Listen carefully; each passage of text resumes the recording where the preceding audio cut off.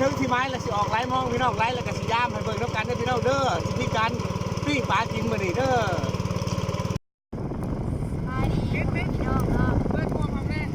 ก่อนสิลงมาหาปลาดีใจเนาะนักสาราจินตลาลาวปลาได้มาหาปลาน้ำมันจันสบายดีพ่อแม่พี่น้องเด้อสบายดีวันนี้พาน้องสาวบรีจินตลาลาวน้องสาวติดนั่งเองพี่น้ำดื่มโลมาคำกำลังจะออกไล่มองเด้อพี่น้องเด้อจังหวัดจินตลาก่อนจะหาปลาก็ต้องได้ดื่มน้ำก่อนใจเย็นๆนะพี่น้องเนาะ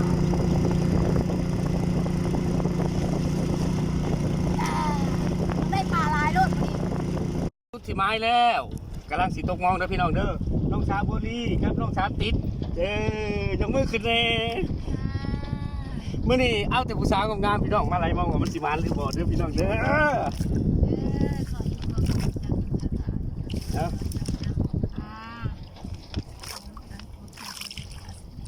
ไล่มองให้พี่น้องเบิ่งผู้ได้เบิ่งแล้วก็ให้ร่ำให้รวยผู้ได้เบิ่งแล้วก็ให้เบาสมองพี่น้องสาวบุรีจิตลาลาวถ่ายMVพี่น้องทำกันแล้วเพลงขายน้ำสั่งฝันน้ำดื่มลงมาคำพี่น้องวันนี้ถ่ายMVแล้วมาไล่มองกินปลาพี่น้องครั้งแรกในชีวิตที่เอาน้องสาวบุรีมาไล่มองนำเอาน้องสาวติดสุดว่ะนั่งอีกMVน้ำดื่มลงมาคำพี่น้องอยู่ในสายลูกคงว่าสักเย็นกำลังตกมองบัดนี้ตกมองหอดที่ไม้แล้วตกมองครับน้องสาวบุรีครับนั่งหล่าคนงามนักติดเอาหางจัดลงเลยนะเฮียทอนมาลุ้นน้ำกันเด้อพี่น้องเด้อว่าจะถือปลาตัวผู้ตัวแม่คัดถือปลาตัวผู้แม่นปลาจิตลาพอเพิ่นหมักปลาตัวผู้ตัวแม่ละอาจารย์บุญยูอ้าวบึดจำบึดรุ่นน้ำกันนี่ว่านี่ก็ได้ลิอาจารย์รุ่นน้ำกันอาหารจักจุ่มลงดติโอเคปลาตัวทำอิฐสิมีหน้าตาแบบใดมีคิ้วหรือบ่มีพี่น้องคัดปลาบ่มีคิ้วเป็นปลาชาวจินตละปลามีคิ้วปลาคิ้วหักค่ะปลาสกางพี่น้องปลาสกางปลาจานบุญยูนี่ปลาเป็นงามนี่ปลาจานบุญยูได้แล้วนี่ได้ตัวทบิดโอ้น้องสาวบุรีมากับน้องสาวติดมาหมือนี่มานปลาจานบุญยูนั่นทิมไปนี่ปลาเยทอนนี่บึดจำบึดเขาอยู่เขากินนี่เด้อบึดจำบึดปลาดำปลาที่บอกขาวอันนี้ดำคือพี่น้องดำแซ่บดำนัวอันนี้ปลาจานบุญยูเด้อดำนี่นี่อาจารย์ไงนี่ปลาดำนี่ก็จะกินลงอยู่บ่กินลงมันดำทั้งนอกแต่ข้างในมันดำทั้งนอกแต่ข้างในมันขาวได้นี่หูจักดำนอกขาวในนี่ก็แค่น้อยลายเลยยังถือนี่พี่น้องนี่ปลาดำปลายังบอลได้ปลาดำโอ้เอาผู้สาวหน่อยมานำนี่ถือตายแต่ปลาดำเว้ย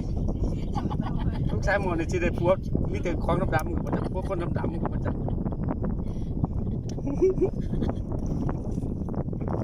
ดำมันเป็นนิดหน่อยดูข้าวอีหลายนั่งนี่อันนี้ปลาปากเป็นปลาปากเป็นมันมาทันตายได้ซีแล้วพี่น้องกับปลาปากเป็นมันมาทันตายหลังจากเอาน้ำปลาโลมานี่ลงไปแหละก็ได้ปลาปากเป็นมันเลือดไหลนางเด้ถึงปลาสกางตัวหนึ่งปดเลยปดแน่นี่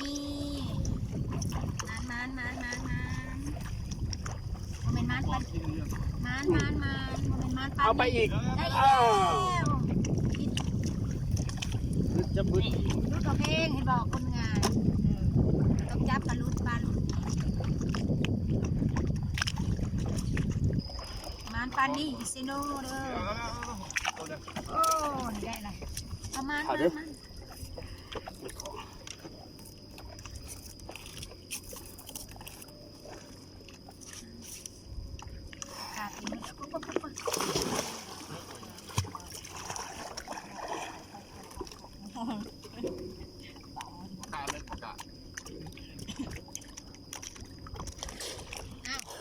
ของฮิต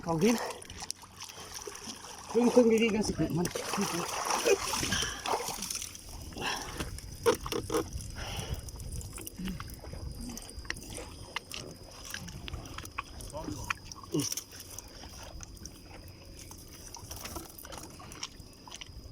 ตันหาแล้ว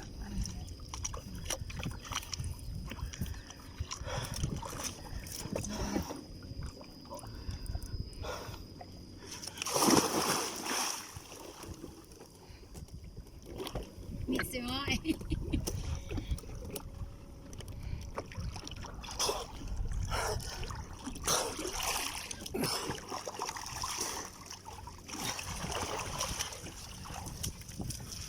สายแข็งพี่น้องเอา มานี่ มองเห็นผู้สาวงามบ่ได้มีแต่อยากของ มองเลยเห็นผู้สาวแล้วก็บ่อยากไปเลย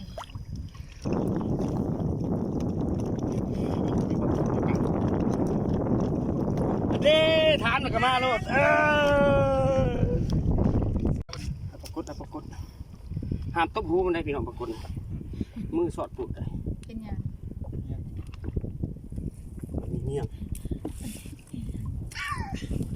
หน้าเขาอ่ะ เดี๋ยวปีกหนึ่งเนาะ อาลานมากลางทอง นี่ นี่ ตัว มา หนึ่ง อีกแล้ว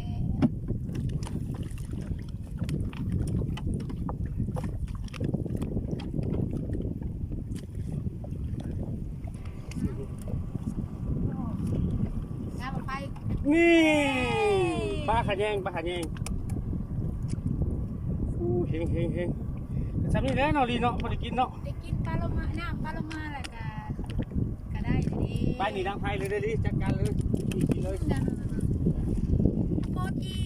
เปิ้นให้แล้วเปิ้นให้